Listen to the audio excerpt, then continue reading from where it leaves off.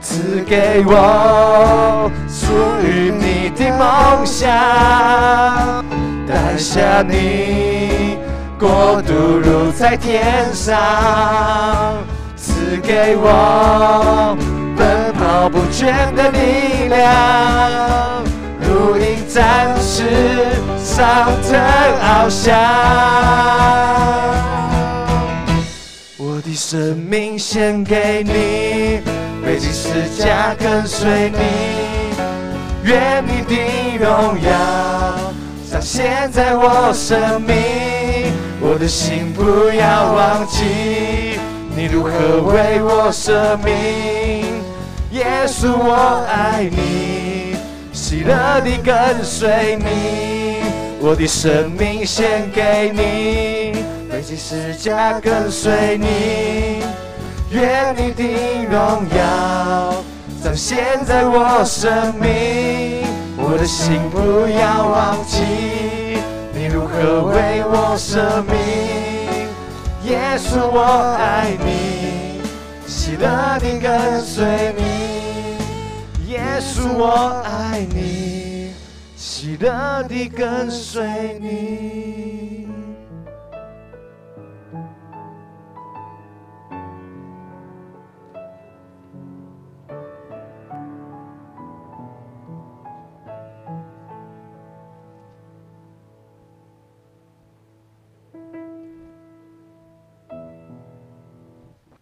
那个牧师带的时候，他会再回主歌，然后收在第一句“献上生命给最爱的耶稣”这样，就跟 YouTube 一样。对对对，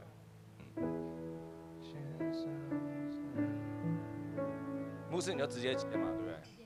直接接，好，好，好，我知道，我是说那个进去的点，对。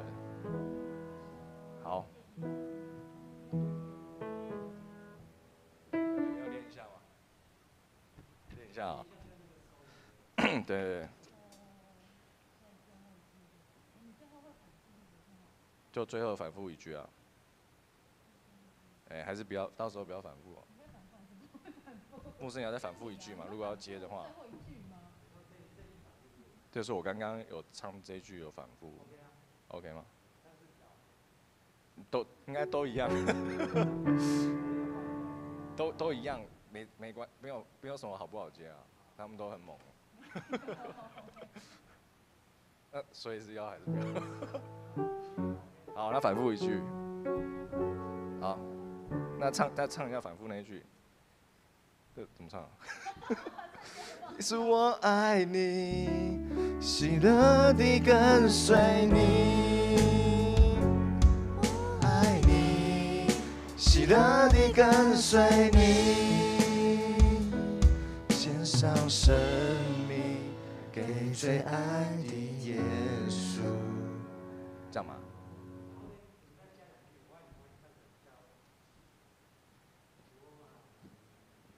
你说献上生命给最爱的耶稣，我爱你，我爱你。哦，好了，对，好 ，OK， 好，没问题，可以吗？好，就跟 CD 一样。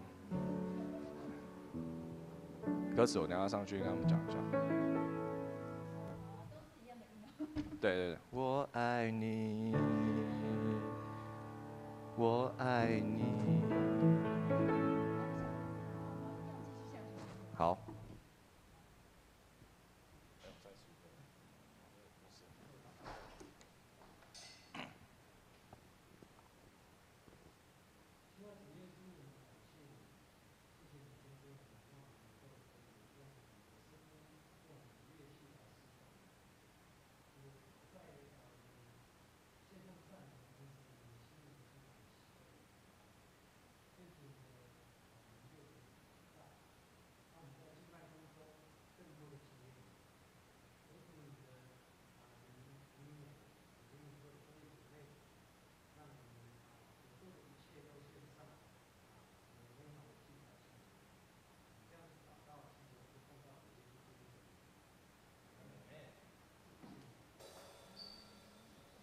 好，我们华语礼拜在1分钟后开始，手机请关静音或关机。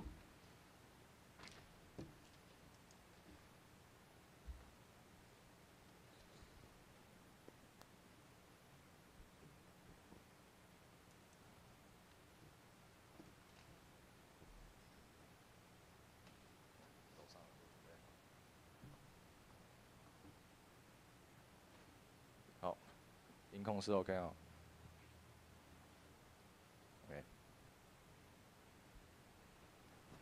各位弟兄姐妹平安，很开心，我们又在星期日的早晨一起来这边敬拜我们的主耶稣。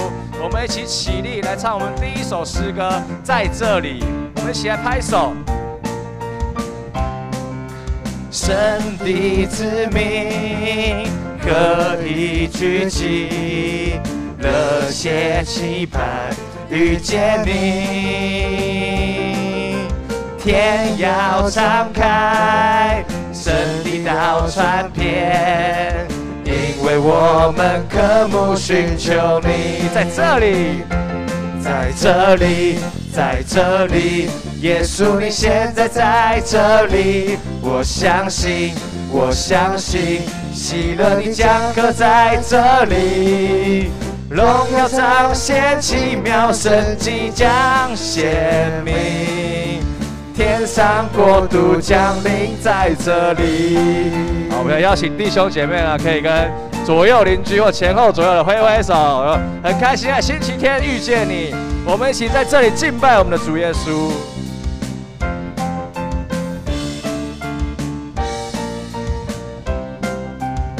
我们在这边合一聚集，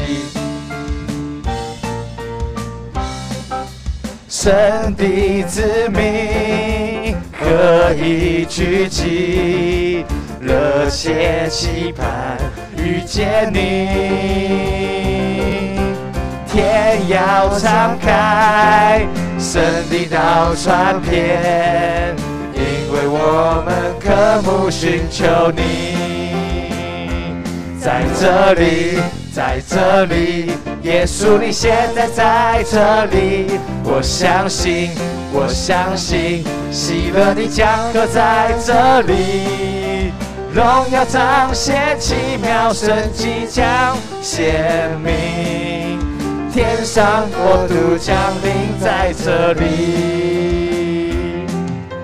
你的灵在这里，这里就有自由，生命自由运行无止境，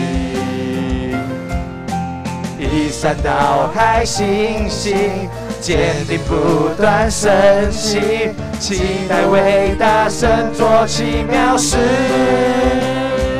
在这里，在这里，耶稣你现在在这里，我相信，我相信，喜乐的江河在这里，荣耀彰显，奇妙神迹将显明，天上国度降临在这里，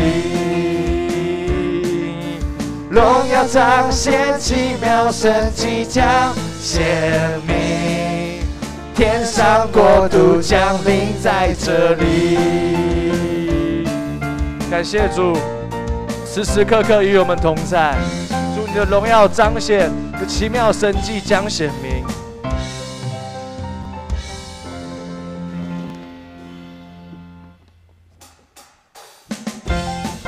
主，你是世上万有的真神，你的慈爱永远的长存，我们万民都要来尊崇你的圣名。全能真神，你掌权，你的慈爱永远长存，万民都来尊崇你圣名。世上万有属于你，世上万有属于你，你的慈爱永远长存，荣耀的名自存到永远。哈利路亚，尊贵全能神，天地万有都会灭没，唯有你永远不改变。哈利路亚，圣洁全能神，无一人能与你相比，所有荣耀都归于你。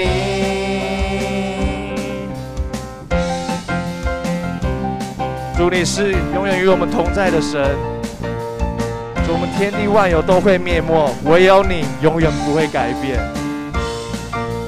全能真神，你掌权，你的慈爱永远长存，万民都来尊重你生命。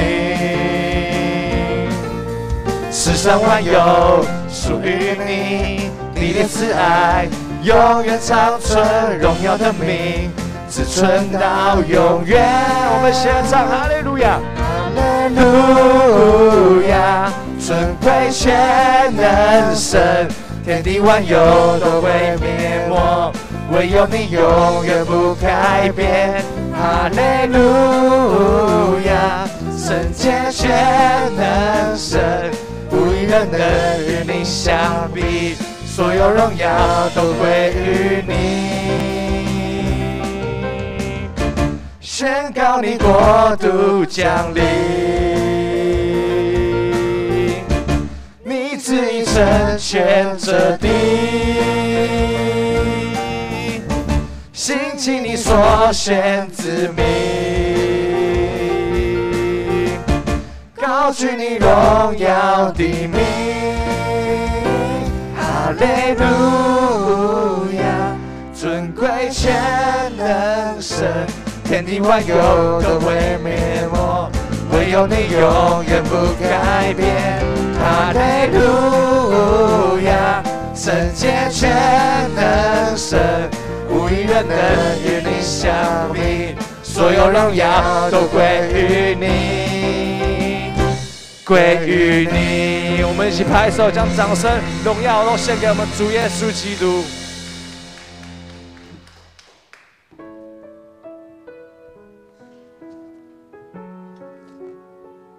让我们安静我们自己的心，主，我们要献上生命给我们最爱的耶稣。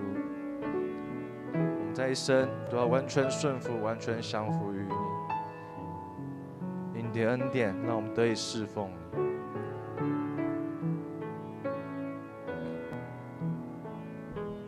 献上生命给最爱的耶稣，完全顺服，完全降服，因你恩典是我得以侍奉你，你的选召没有怀疑。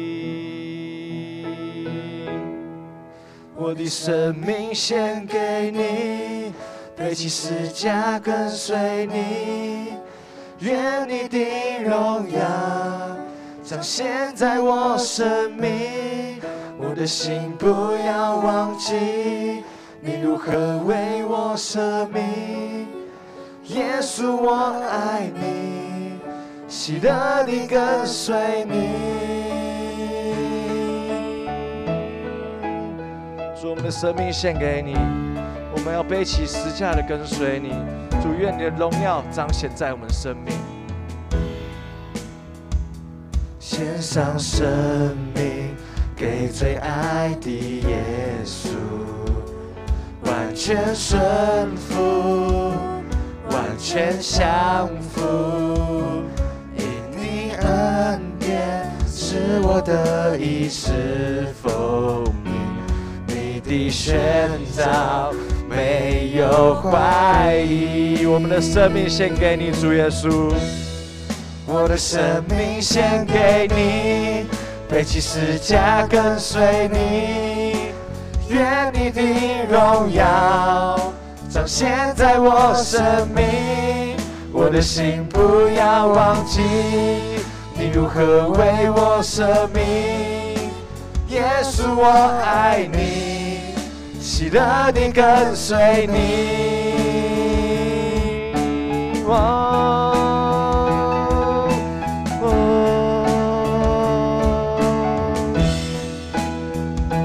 赐给我属于你的梦想，带下你国度如在天上，赐给我奔跑不倦的力量，如鹰展翅上腾翱翔。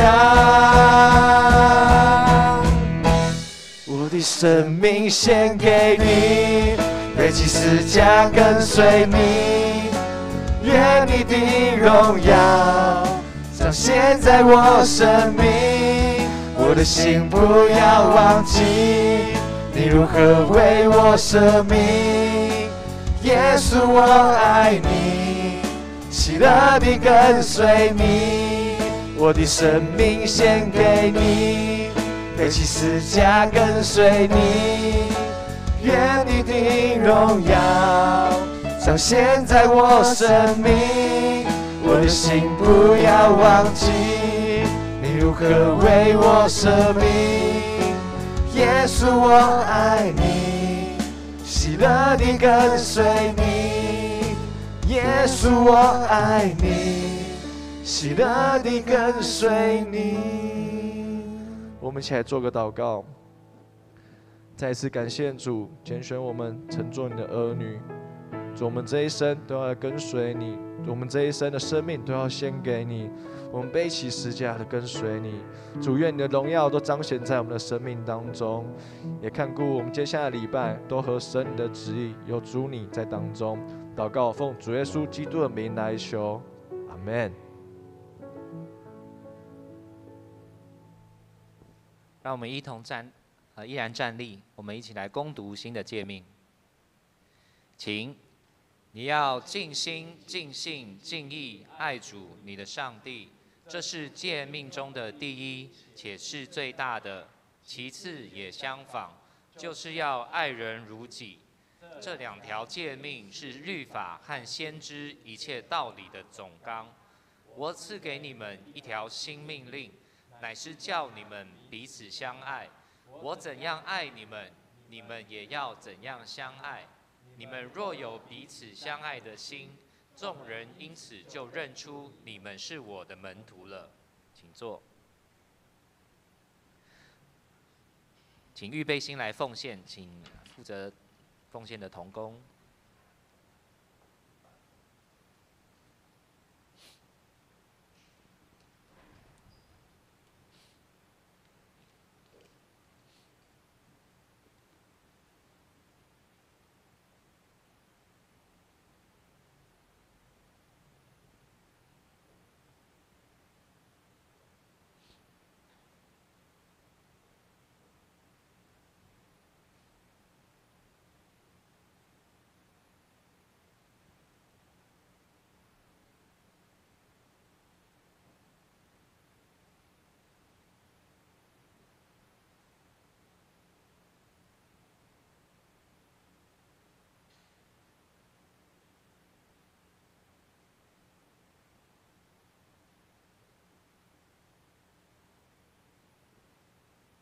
让我们一起低头做个祷告。亲爱的阿爸父神，我们满心的感谢你，你再次召聚我们来到你的教会。求你透过刚才的敬拜，让我们每一个人能够全心的来仰望你，单单的来敬拜你。在这时候，专心的把自己放在你的面前，来反省我们这个礼拜我们所做所说的有得罪到你的地方，求你怜悯我们，求你赦免我们。我们也将我们每一个人在这个礼拜，无论是工作上还是学校的压力，或者是人际关系、身体的病痛造成的伤害等等，我们都求你来医治，求你来怜悯，求你来恢复我们跟你亲密的关系。谢谢你，也求你在接下来的时间，圣灵自由的运行在我们当中。求你透过林营沙牧师要带来的信息，来帮助我们每一个人，能够从我们的生命当中来成为你所欢喜喜欢的儿女，把我们自己献给神，背起我们自己的十字架来跟随你。谢谢你，我们也献上我们一点点的金钱，为主的圣工所用，愿你来悦纳。我们这样感谢、祷告、祈求，都是奉靠主耶稣基督的圣名，阿们。接下来报告，请大家翻开手上的周报。代祷的事项，一样是我们教会的意向，成全众圣徒，万民皆祭司。那肢体的部分，请大家持续来为我们教会的长辈以及这个身体复健以及确诊居隔的祷告，还有没有办法来到我们当中的线上的弟兄们祷告。那第二个，为我们青少年跟我们的父母，在新的学期能够把时间分别为圣出来聚会，回到教会聚会。那第三点，为了中国近期用武力外交、经济政治等等的力量钳制台湾的发展来祷告，愿公义怜悯的主护佑台湾，赐给台湾各政府及全体人民有智慧、谋略与勇气，共同守护民主价值的自由，民主自由的价值。教会消息，我们看第一点，本主日是北中教会与社会奉献主日。那特别感谢华江教会林英昌牧师待会要带来的信息。愿主保守凡在主耶稣的人，常以颂赞为祭献给神，在交账时满有喜乐。第二点，9月3至4日下午，北中传道部举办迈向21世纪教会讲座，2位牧师将前往参加。第四点，请各团契会长将第4季10到12月份的服事排班表，在9月18号以前交给英英干事会诊。第五点，教会奖学金开始接受申请，预定在18日颁发。那奖学金的发放办法，请参阅公布栏。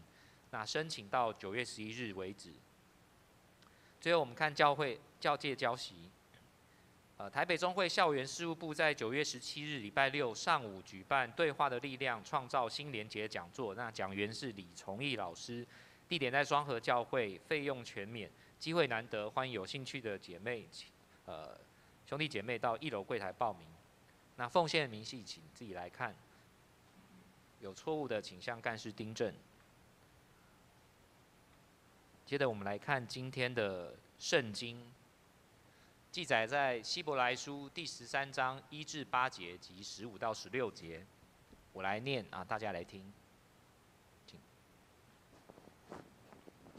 简报请过下一页，谢谢。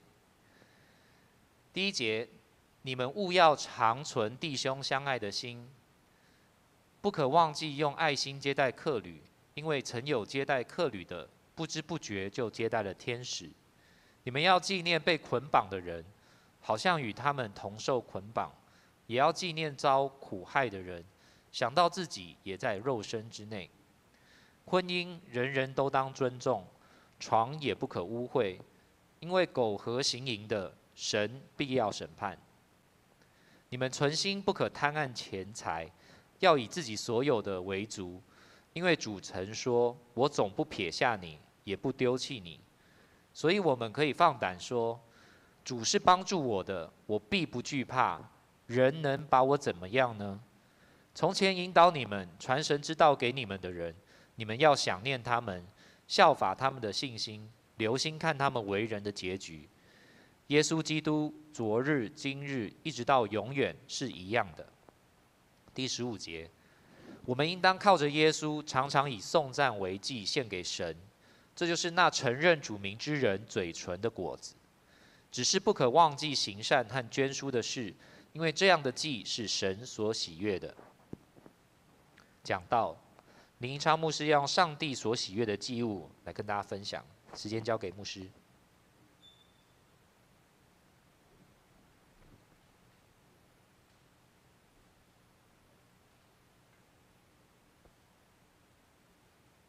大家平安，我们一起重新来祷告。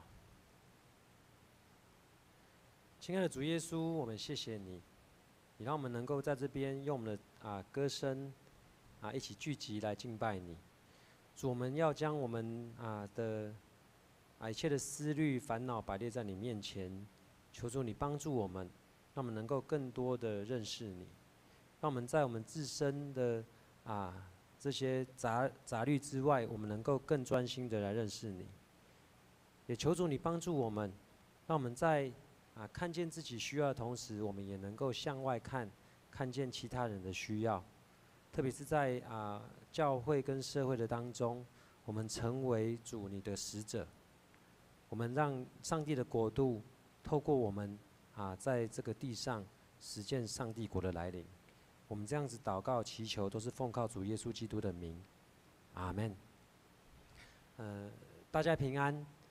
我是第一代基督徒哈，然后我知道我的同学就是你们的牧师知梅牧师跟义杰牧师，他们也是第一代基督徒哈。那其实你们两个应该也算第一代基督徒你算了哈 ，OK 好。还有第一代基督徒在我们当中的吗？哇，好赞呐！好，那其他的就是可能是原本家里面就是这个在教会聚会的，对不对？好，那我都一直觉得其实不管是以前或现在能够持续在教会聚会的人都不简单。你们有没有这样觉得？特别是这2年疫情的关系我们曾经也一度不能来教会，对不对？以前就在教会长大，然后从小都在教会长大的我们的长老，对不对？有没有停止聚会过这么久？去年就这一次嘛，对不对？对，好。那我们都知道这2年是因为疫情的关系，所以我们甚至于去年一度都无法来到教会聚会，那能够回到教会的时候，其实是很开心的。我那3个月真的是闷坏了真的是闷到爆但是能够回到教会，真的是一件很快乐的事情但是当然，我们也会担心，会不会因为疫情的关系，我们身体受到损伤就是被传染的，我们是不是身体会受到损伤？可能到现在还是有人会这样担心、害怕而不敢来到教会。那所以我说，我们能够来教会持续的聚会，真的不是一件容易的事情。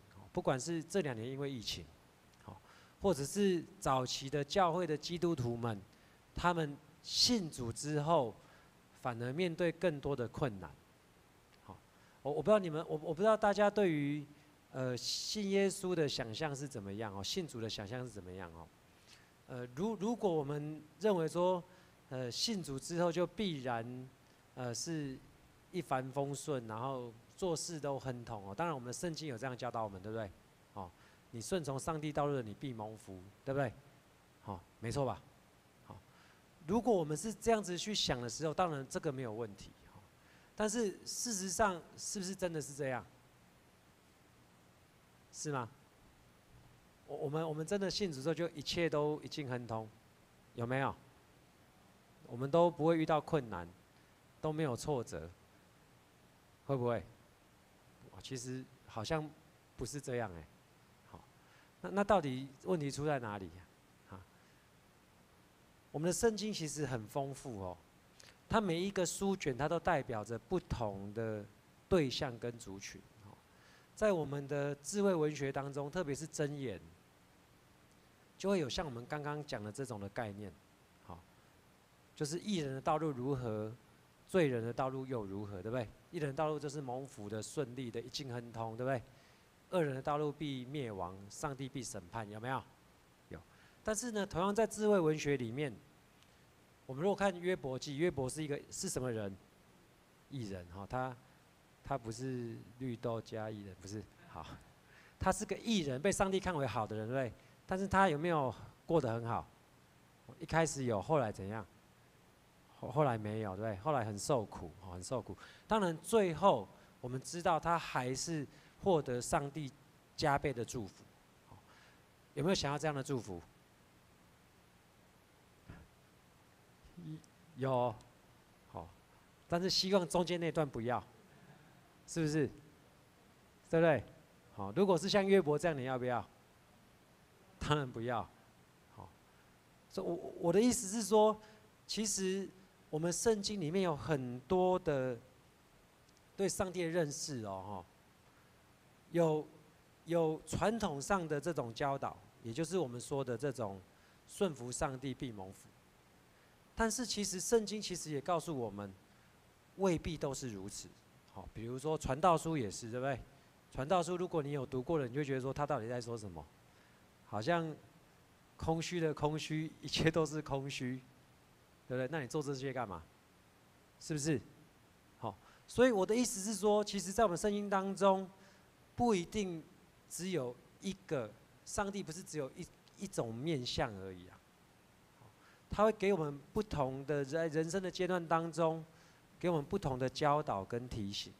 好，今天如果我们都是比如说像我之前是带这个大专我在台北大专服侍哈，那包括我自己的亲人哦，前天我才去到台中哦，去找我小姐姐哦，小姐姐的孩子现在在读高中，读大学，一个是刚读升大学，一个是快读大四的哈。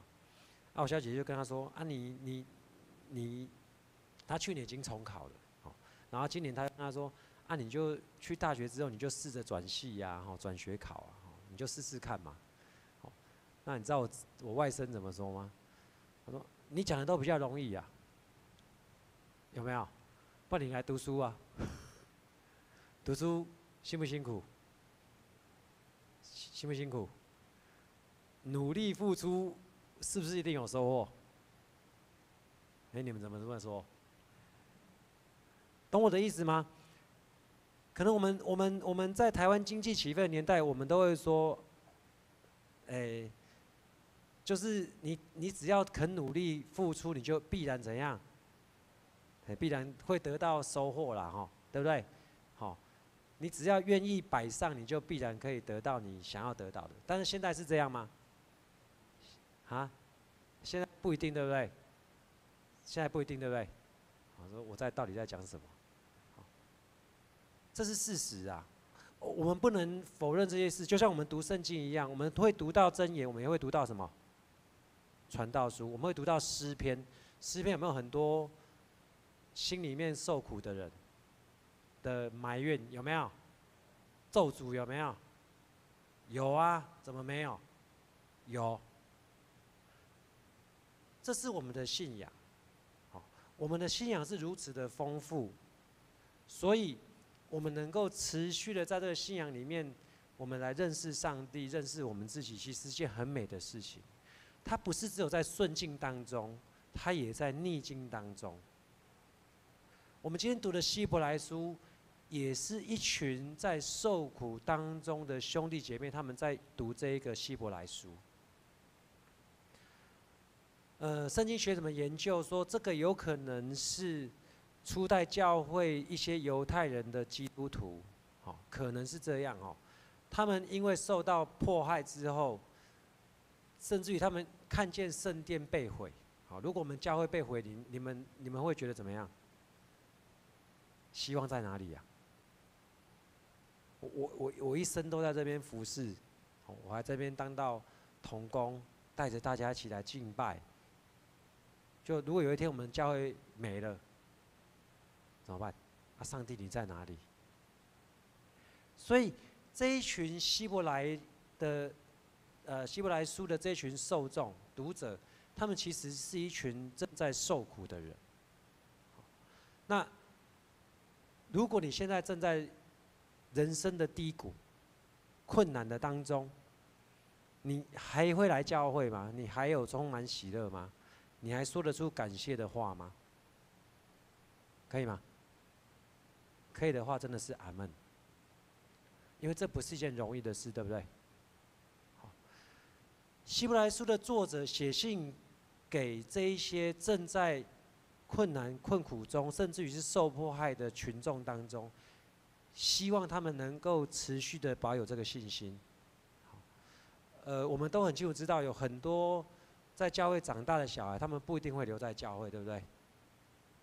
好，至少我遇过的几个教会有这样的情况。好，我们也知道说，不一定是初代基督徒就一定都必然会继续留在教会，对不对？好，特别是当他们遇到了不如意，或者是他觉得没有像我们刚才一开始讲的，你顺服必怎样？必蒙福啊！你认真的付出，然后你认真的敬拜主，你就必然得到祝福啊！好像也没有啊。那甚至于为什么我每个礼拜天要来教会？我今天本来可以在家睡到自然醒啊，对不对？礼拜天，是不是？好，其实我们真实的信仰生活当中，我们会遇到这一些处境中的人，好，他们会开始想这些事情。好，如果他一帆风顺，他也未必都会持续的来教会敬拜上帝，都未必的，更何况是遇到困难的人。好，所以在希伯来书当中，作者写信给这一些兄弟姐妹，他提醒他们，好，他说我们的主耶稣为我们舍命的，因此我们得到生命。好，我们也会这样说，对不对？他说我们都会说耶稣爱你，对不对？但是你有没有办法感受到？不一定。有时候你感受得到，有时候你怎样？你感受不到。当你感受不到的时候，你就会，也许就会像这一群兄弟姐妹一样，心灰意冷，甚至想离开教会。希伯来书的这些读者当中，有一些曾经可能已经想要离开教会了。如果我们回去仔细读希伯来书，你会读到这个感觉。作者一直要勉励他们持守这个信仰，甚至于用了一些在旧约当中的人物，如果我们看到第12章，我们就会读11章，我们就会读到了。他说，因着信，亚伯拉罕献祭给上帝，因此被称为义人。献祭，亚伯拉罕献什么祭？献他的儿子，对不对？献以撒给上帝。我们会想要献自己的孩子给上帝吗？服侍可能会啦，但是如果你要把他杀掉，可能不会，对不对？但是我们当然知道亚伯拉罕最后没有杀掉以撒，因为上帝早已预备羔羊，让他成为献祭。他说因着信，摩西也是这样子啊，摩西带领以色列人出埃及，但是摩西到最后有进入到迦南美地吗？有没有？摩西有没有进去？没有。亚伯拉罕有没有看到他的子孙像沙一样多？有没有？没有啊，其实。但是他们有没有信心？有，他们是有信心的。所以在这边，其实希伯来书的作者不断的使用旧约经文当中我们也很熟悉的这一些人物，去勉励当时候的这一些人，勉励他们说，在我们之前的这一些信仰的伟人，他们都没有得到所应许的。但是他们的见证却来帮助我们，因为我们已经得着了，是因为主耶稣基督已经为我们死了。那些信仰前辈他们都没有遇到，但是我们是不是已经遇到了？是不是？主耶稣是不是已经为我们死在十字架上了？所以其实我们已经得着，那一些亚伯拉罕他们都还没有得着，但我们已经得着。所以在希伯来书当中第12章，他说，所以第1节他说，所以既然我们有这许多的见证人，如同云彩围绕着我们，就该卸下各样重担和紧紧缠累的罪，以坚忍的心奔那摆在我们前头的路程，仰望我们信心创始成终者耶稣。我们如何在我们的生命当中定睛在我们的主耶稣身上？因为我们的主耶稣基督是昨日、今日到永远都一样的。这其实是一个很难的功课，对不对？是不是？有很简单吗？其实不简单呢。好，所以我说，我们能够在这边敬拜主，特别是我们的年轻人，他们能够委身在服事，其实是一件不容易的事情，因为我们都是凭着信心呐。我们都是凭着信心，我们也跟亚伯拉罕一样，还没有得着。不仅如此哦，我们还要做更多。在今天我们读的经文第13章这边当中，他说：“你们务要常存弟兄相爱的心，不可忘记用爱心接待旅客，因为曾有人这样做，在无意中接待了天使。”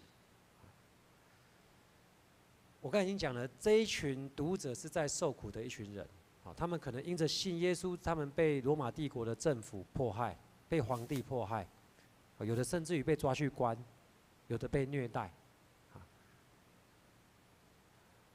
如果我们今天当中有兄弟姐妹因为信耶稣，然后被鞭打，然后我们还传福音传得出去吗？你觉得传不传得出去？有没有可能？我们还不会来教会？我早上问第一场的兄弟姐妹啊，我说如果我们今天因为信耶稣来教会聚会，然后被关，你要不要来？我们还会喜乐吗？我们还办法像刚才唱的这么的投入吗？其实可能不会，对不对？但是希伯来书的作者提醒这群兄弟姐妹，即便如此，我们知道我们要看的是那个最美好的将来上帝要给我们的国度。你们务要长存弟兄相爱的心啊！在困难的当中，其实，我们看到很多教会的见证都是这样哦。它不是发生在他最顺利的时候，不是。我们看到一些很美的见证，都是他可能也不一定很好过。我们看到早期的宣教师，他们未必都是生活都很丰盛有余，不是。可是他们依然去关心需要的人，对不对？我们是不是常被这样的故事感动？你为什么会感动？是因为他很有钱，然后他捐了500万给他，因为他有10亿，所以他捐500万给他，你就很感动，是吗？好像不是。马偕牧师150年前来台湾，他在加拿大受到高等的教育，对不对？巴克里牧师也是啊，他还在这个英国的这个字典里面上面都查得到他。他们都是受高等教育。如果他留在原来的地方，他们都可以有很好的发展。可是他们愿意放下那一切来到台湾，来台湾还被骂、被泼粪，然后去关心需要的人。我们是被这样感动，不是吗？对不对？不是因为他现在过得很好，然后他本来就可以做这些事情，是游刃有余，不是，是因为他本来就不需要做这些，但他依然愿意这样做，所以我们被感动。所以希伯来书的作者提醒那一些在受苦当中的兄弟姐妹，他说：你们现在即便如此，你们仍然要存与弟兄相爱的心。其实有时候你一直在看自己的痛苦你越看你就越痛苦。可是当你发现有些人他在生病的时候，他依然有办法关心别人，有没有？有没有这种人？他的病痛好像变得没那么痛是不是？可是如果你躺在病床上，你就一直只看着自己的病痛，然后一直感受那个疼痛，你会比较开心吗？其实反而不会，对不对？所以有时候这个真的很奇妙，就是你在困难当中，你反而有能力去关心别人的时候，你不仅你自己也改变，被你关心的人有没有得到改变？也有所以希伯来书的作者他提醒这些在受苦的弟兄姐妹们，他说：你们还是要存着弟兄相爱的心，这是一个奥秘我们会在困难的时候还想到别人吗？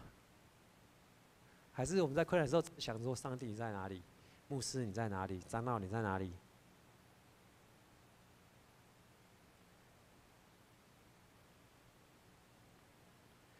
他说：不可忘了用爱心接待旅客，因为曾经有人这样做，在无意中接待了天使。以前的社会不像现在这样，我们现在出去玩其实算很方便的，对不对？你搭高铁，你去坐火车去那边租车，然后你旅店、饭店，你都可以找到各种管道去下订房间，对不对？好，就算你当天去那边附近找，都可能还有。但是在早期的社会是这样吗？不是啊。如果他走到你那边，你不接待他，他可能就会死在外面啊。所以接待旅客重不重要？对当时而言很重要。对我们现在而言，我们很难想象这有什么困难？这不容易啊。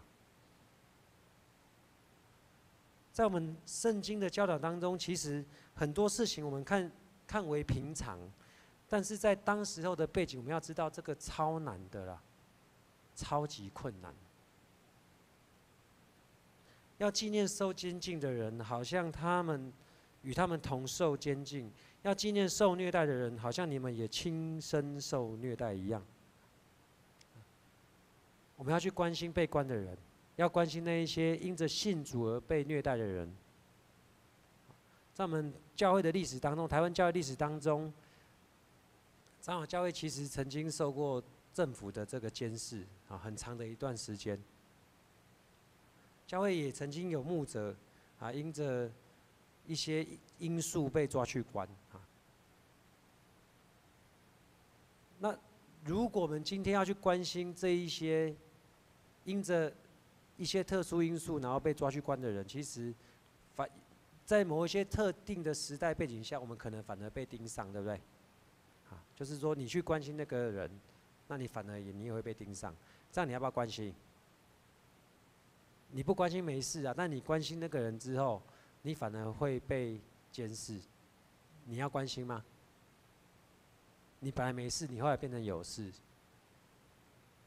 啊，所以其实不容易，对不对？啊，你在困苦当中，你还要去关心别人，然后你要因为关心别人，你没事变有事，你要吗？这真的很难啊，真的。婚姻人人都当尊重，共眠的床也不可污秽，因为淫乱和通奸的人，上帝必审判。我早上在第一场也分享了，我说现代的人的婚姻都是一夫一妻哈，在我们的台湾现在也是如此。可是，在早期那个时代不是这样啊，那个时代的阶级很分明的。你要是能够是一个那个时候没有所谓的中产阶级。要么就是很有钱的人，他是一个家族，他根本不用做事情，因为所有事情都是奴隶做的。奴隶当中有男有女，奴隶就是他的财产，奴隶不是人，懂吗？我们可能其实，如果以现在看，我们大部分人都是奴隶啦。那个是少数中的极少数。如果这样的人他有办法娶一个以上的老婆，是很合理的，当时候来讲是很合理的。我们也知道说早期，也听过3妻4妾，对不对？就是说，那时候的教导说，你在婚里面，你人人都当尊重，婚姻人人都当尊重。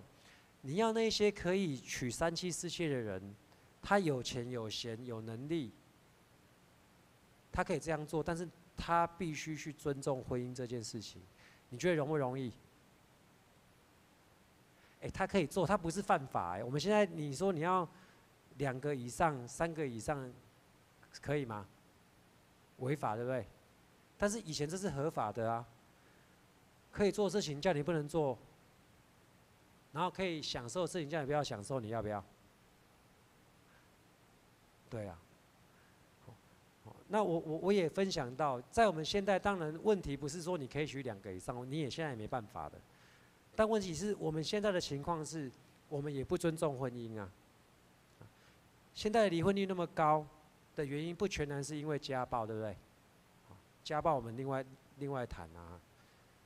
我们都是自己在关系当中，可能你觉得委屈，你觉得不开心，或你觉得不受尊重，到最后你觉得你走不下去。通常现在离婚是这样啊，很多比例是这样。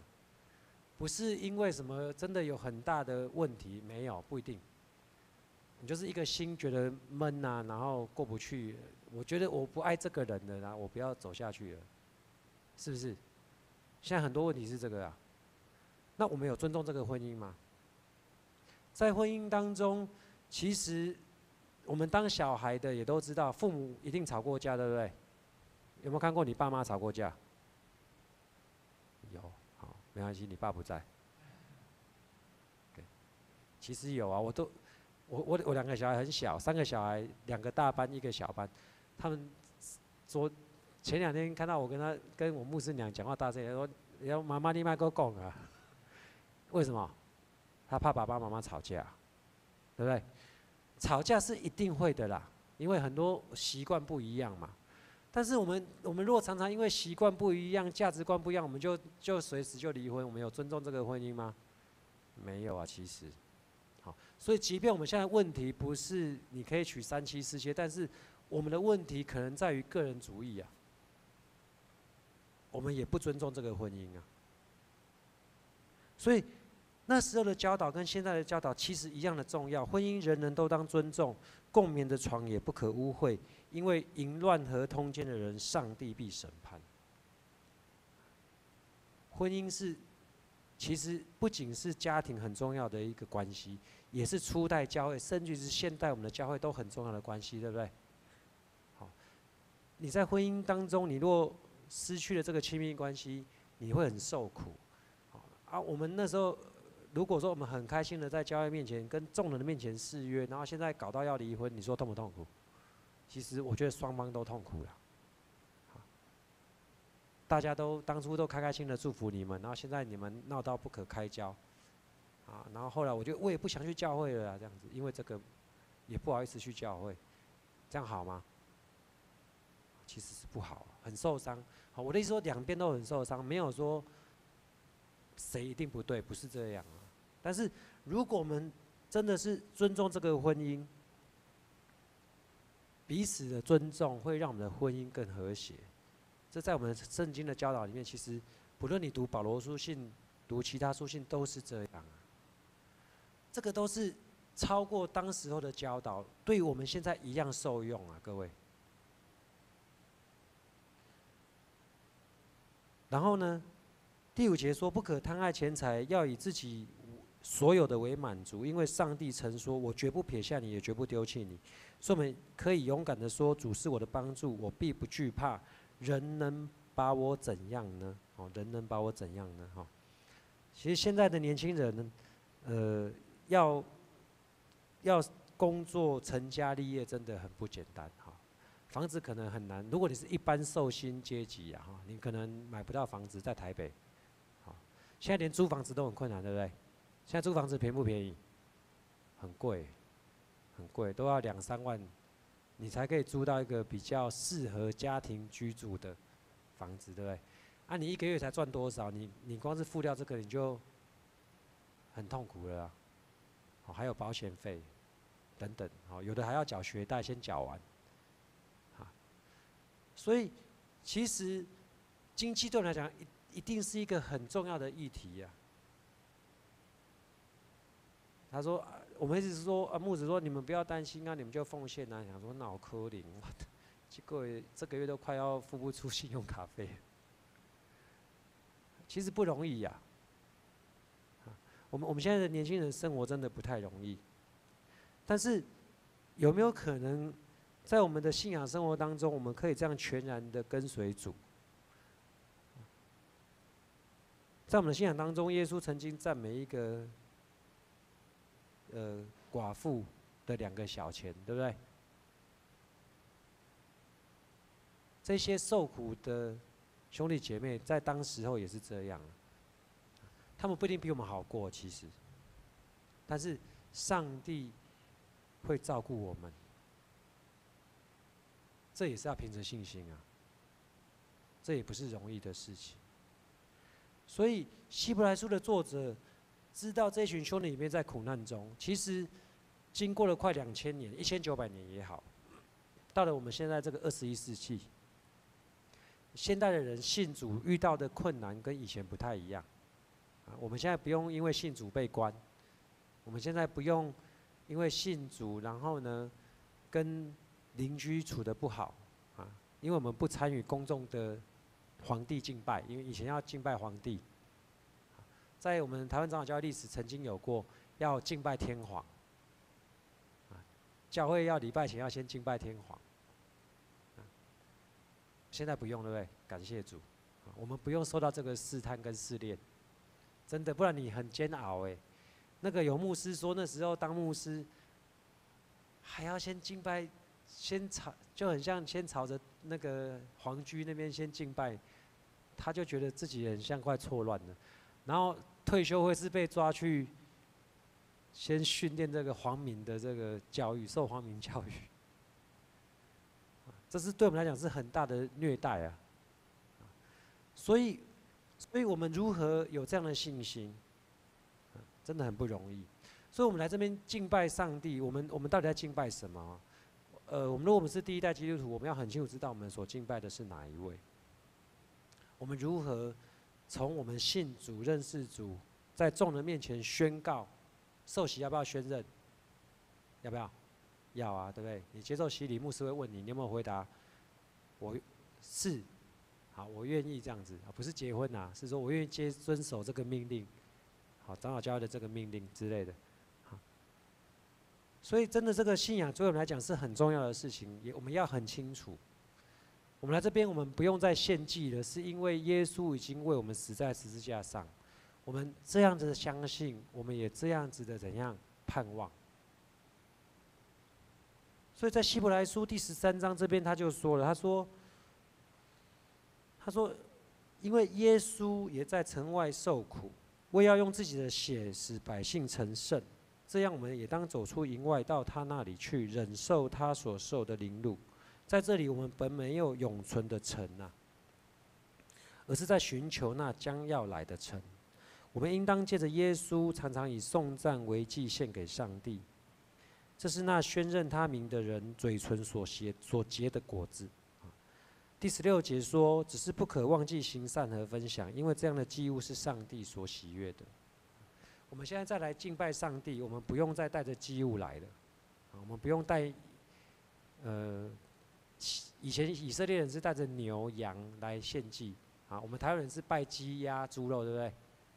我们都不用，但是我们要带来的是，我们承认耶稣是我们生命的主，我们一生要跟随他，让他在我们生命当中掌权，这容易吗？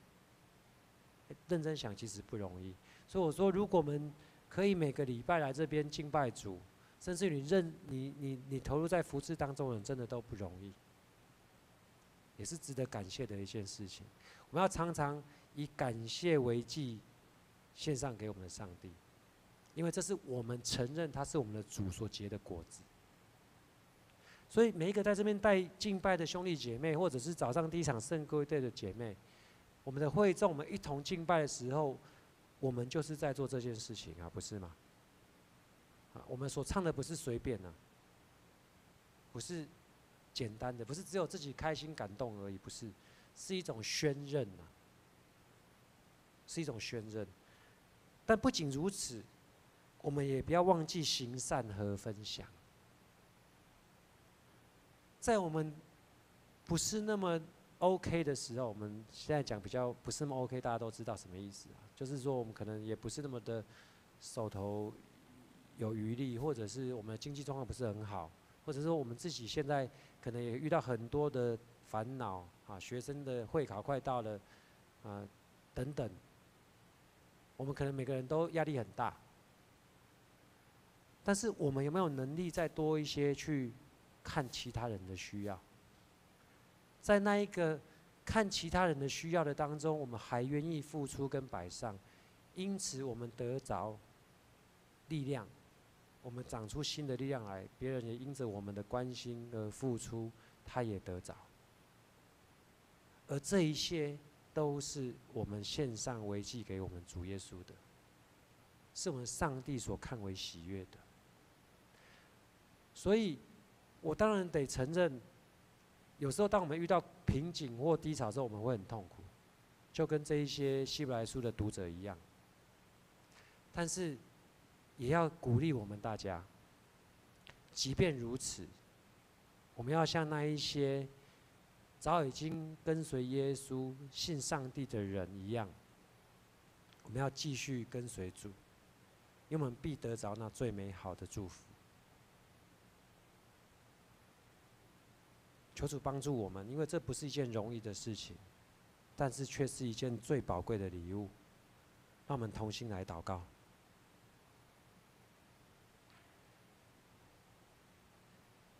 亲爱的主耶稣，我们谢谢你，谢谢你为了我们舍命。主，我们看见教会的很多的弟兄姐妹，很多的年轻人我们依然在这边敬拜你。不论是在这疫情的当中，不论在这个世代当中，我们遇到的很多的困难，主，我们依然在这边敬拜你。主，经历过不一样的时代，我们有不一样的问题跟困难，但是我们知道，主，你不论从昨日今日到永远，你都是一样的。主，你也为我们受苦，主，你亲自成为我们的榜样。愿主你带领我们，主，当我们献上我们的生命给你的时候，我们是完全的顺服，完全的降服。求主你就使用我们，让我们在我们的生命当中能够成为他人的帮助者，成为主的见证人。那我们一同起立，我们来唱这首诗歌，来回应我们的主。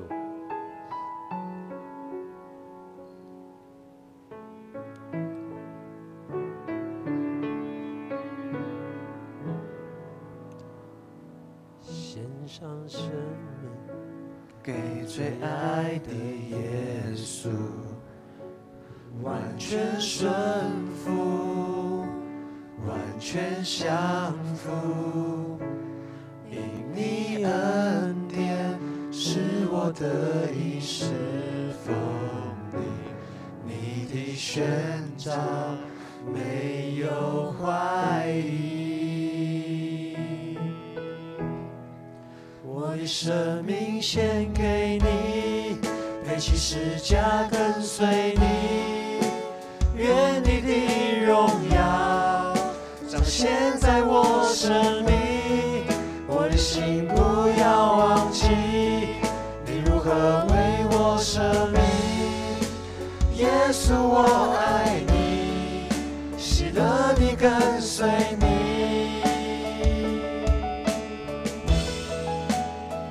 主啊，我们要献上我们的生命，求你悦纳我们。献上生命给最爱的耶稣，完全顺服，完全降服，因你恩典是我得以侍奉你，你的宣召没有怀疑。我的生命献给你，我的生命献给你，背起十架跟随你，愿你的荣耀彰显在我生命。我的心不要忘记你如何为我舍命。耶稣我爱你，喜乐地跟随你。求你赐给我们你的梦想。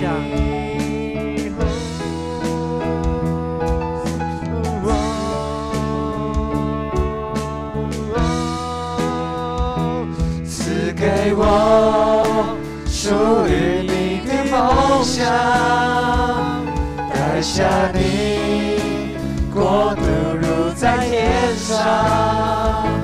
赐给我奔跑不绝的力量，如鹰展翅上腾翱翔。我的生命献给你，背起十架跟随你，愿你的荣耀彰显在我生命。我的心不要忘记你如何为我舍命。耶稣我爱你。我们有一段时间，让我们自己跟我们的主祷告。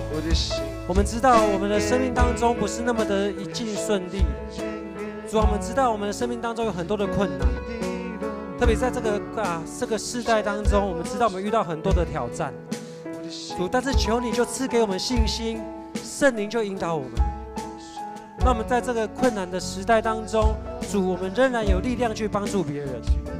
让我们为着自己，我们为着教会，我们跟主来祷告，让我们同声开口来祷告。亲爱的主耶稣，我们谢谢你，谢谢你的牺牲生命，主啊，求你帮助我们。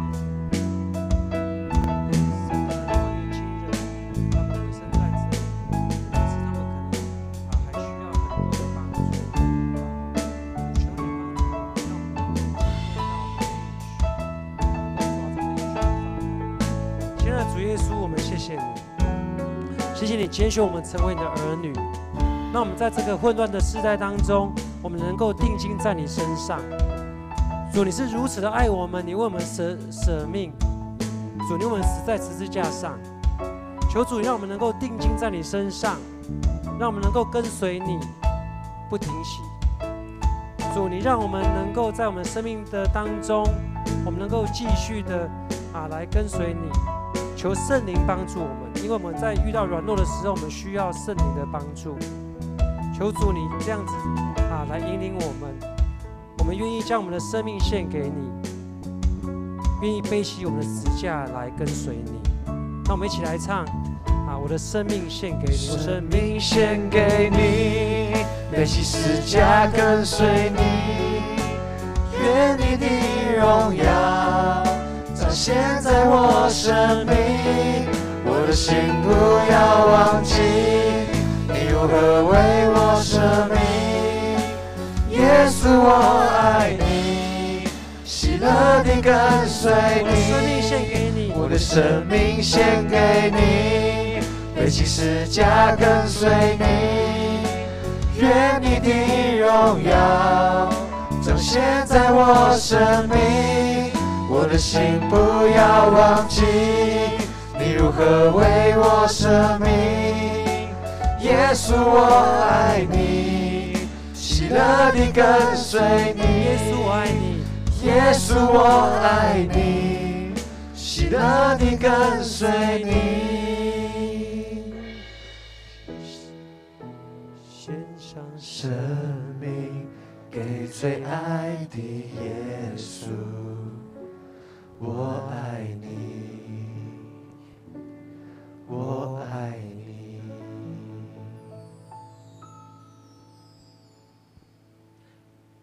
让我们一起来领受从上帝来的祝福。但愿赐平安的上帝，就是那凭永约的血，把群羊的大牧人，我们的主耶稣基督从死人中领出来的上帝，在各样的善事上装备你们，使你们遵行他的旨意，又借着耶稣基督在我们的里面行他所喜悦的事。愿荣耀归给他，直到永永远远。阿们。好，我们一起再来唱最后一首歌《哈利路亚》，一起拍手。愿主是道路、真理、生命，是我们永活的见证。你的话语，话语是我生命的救恩，你的双手扶持软弱，使我刚强。你是道路、真理、生命，是我们永活的见证。哦，哈利路亚！你是信实公义救主，哈利路亚！我要永远跟随你脚步，哈利路亚！不管明日身在何处，有你同在就是美好，哈利路亚！你是信实公义救主，哈利路亚！我要永远跟随你脚步，哈利路亚！不管明日身在何处，有你同在就是美好恩典之路。有主的同在就是美好恩典之路。华语礼拜到这边结束，大家会后可以交谊请安。